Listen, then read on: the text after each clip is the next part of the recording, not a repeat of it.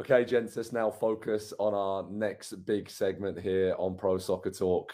This time we are going to dish out the awards for the 2022 World Cup. We're going to have a go at looking back through all this craziness of the last month in Qatar, because there's been so many amazing moments, so many upsets, so many stars that have shone, new stars that have risen.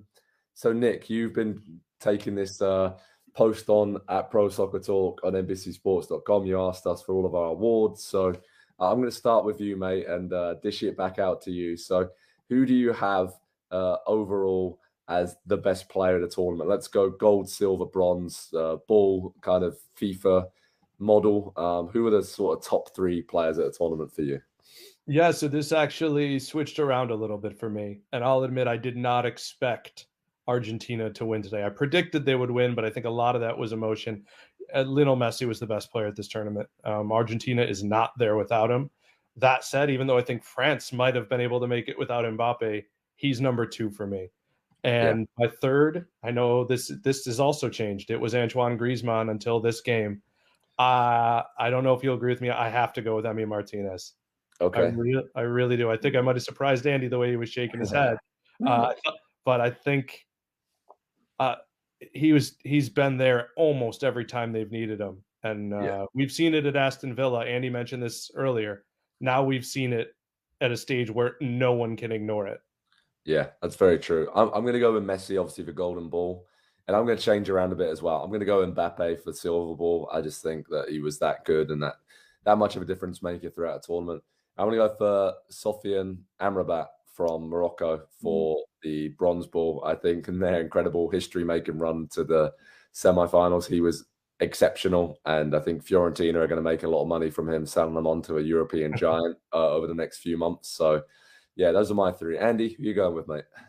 Yeah, I've got Messi taking it as well, but it is, I don't know, it's a tie, essentially. And so I break it with who won and also, what is the narrative? And I think that just the tiniest little bit edges it toward Messi because, Kylian Mbappe almost single-handedly brought France back into that game when they were out of it for 70 minutes. And that in itself, shows the value of him as a player and the importance and what he can do for that team. So he finishes second. Like Nick, I also had Antoine Griezmann in the third spot coming into the game, but he was completely ineffective, absolutely anonymous in this one. And so a third one. I had Griezmann. Had he not been burned super late on, and it would come out of left field, but Nicolas Otamendi was kind of a very unsung hero, I thought, for Argentina at this tournament. I actually think Dayo Upamecano, the performance he had in the final, and he was very good leading all the way up to it. He made a couple of incredible blocks late in the game that kept France in it and extended it into extra time and into penalties. So give a little love to maybe a defender in there, somebody who we know him from the Champions League and everything, but I think this was a big coming out moment for him as, hey, I would like to be seen as maybe the best defender in the world. Yeah, Giroud was good for most of the tournament. Obviously, hooked off early in the final. Enzo Fernandez won the Young Player of the tournament award and was excellent again. There was some really good performances throughout, and it's kind of hard to pick a top three when we go through and do that, but we did it. Obviously, over at Pro Soccer Talk on NBCSports.com, we have our best 11, our best team of the tournament. So I'd urge you to go over there and check that out.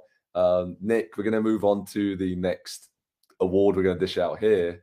Biggest surprise package of the tournament. Player, team, whoever. But what did you pick? Well, it's very difficult to go against Morocco. I think we always want to be the people who are able to dig a little deeper and find something that catches people up. But let's not be disingenuous. What they did was remarkable. We talked about it, that they had a chance to go further. We all agreed. Once they advanced, they had a chance to go far. What maybe we didn't realize was that they would manage their depth, they would overcome their depth, and that their top pieces were just that good. And the funny thing will be when people go to take some of these guys and try to buy them off their clubs and realize they're already at the big clubs. They've just been overshadowed even at their clubs. Hakimi and I mean, Fiorentina is a big club. These are really good players. Yeah. Sice. They're all really important players at big clubs That's that right. don't get the headlines and don't get the they're not on the front page. But if you ask managers of those clubs, within the first 2 or 3 names that come up, who could you not replace? Who could you not lose and still be the team that you are? I guarantee their players would come up. Andy, is that what you're going for as well? The biggest surprise Yeah, package? to Nick's point, not to be disingenuous and just go another another direction just to do it.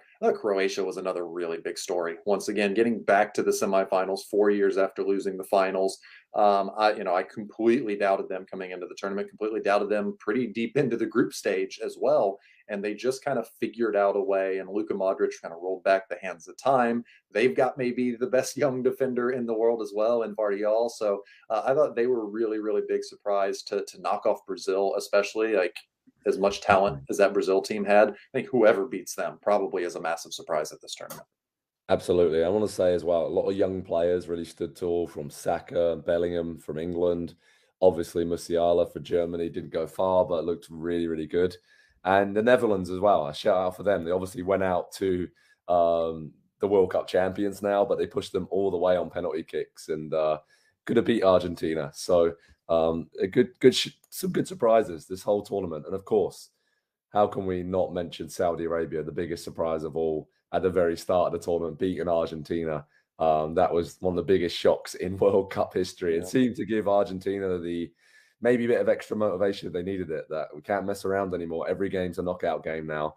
And that's probably what helped elevate them to winning the whole thing. Nick, what's your best moment of the World Cup? I feel like some of these might cross over a little bit, but what was the best moment? Yeah, let's slap an asterisk on this, at least for me, because the best moment was what we just saw. And honestly, it's funny because winning the tournament matters so much. But if I had to pick one moment from that game, it's Messi scoring in extra time. As much as Andy said at the time, this is one of the most unremarkable bits of athleticism we've seen from him. That would have been my moment. Andy? I just don't know what else. I don't know what else it could be. And so instead, I will go back to the Saudi Arabia upset of Argentina. Waking up. And this is I don't know if I told you, my experience with that game was I'll wake up at halftime. I'll give myself that hour rest and kind of fast forwarding and being like, oh yeah, I guess, yeah, okay. Oh my God. Now we're watching. So that's what I'll go with it. Andy, what about you, mate? Yeah, I like Nick. I might change now after what we saw today, but let's go back to the quarterfinals. 11th minute of second half stoppage time. Argentina 2-1 up against the Netherlands. And then that little free kick routine, the guts to run that in that moment with everything on the line, and clearly something they had worked on to perfection. And for it to come off the way that it did was the last thing in the world that I thought was going to happen there. And so to me, that moment will always stick out as, like, I appreciate sports for, I've never seen that before. And when I see something in new sports that I have never seen happen before, that interests me. To me, that's a big part of what sports are about. Yeah, we were doing a watch along for that, weren't we? We absolutely lost the plot when that went in, because that was just genius. And just, if you would have said a million scenarios, was probably the last one I would have picked, that they would have done that on that free kick and that to come off. So I'm probably going to go. I just think Morocco. I think Morocco reaching the semi-finals, beating Portugal's in the quarters, seeing the celebrations after the game, how their fans reacted, the players. I mean, the manager, what he managed to do in the space of a few months to galvanize that team, and just the fight, the belief they played it to knock out Spain, to knock out Portugal, to push France all the way in the semi-finals. Nobody expected that. We knew they had some good, talented individuals, but I think that just inspires not just the whole region and not just Africa as a continent for being the first African team to reach the semi-finals of a World Cup, but it also inspires the entire world. There'll be countries and kids playing in non-sort of footballing nations or much smaller footballing nations who can now dream of going to the semi-finals and maybe even further at a World Cup. And I think that's the brilliant thing. These stories kind of come around once, like, every decade or so, when you think back to previous World Cups of a team that comes from absolutely nowhere and gets far. And they could have gone further had luck just been on their side, of injuries and a bit kinder to them. So that was my best moment for the World Cup. Hi there, I'm Rebecca Lowe, studio host for NBC's coverage of the Premier League. Don't forget to hit subscribe to watch more videos all season long. For even more Premier League content, from original series to live matches, head over to Peacock and be sure to tune in for Premier League mornings every weekend on USA Network and on Peacock. We will see you over there.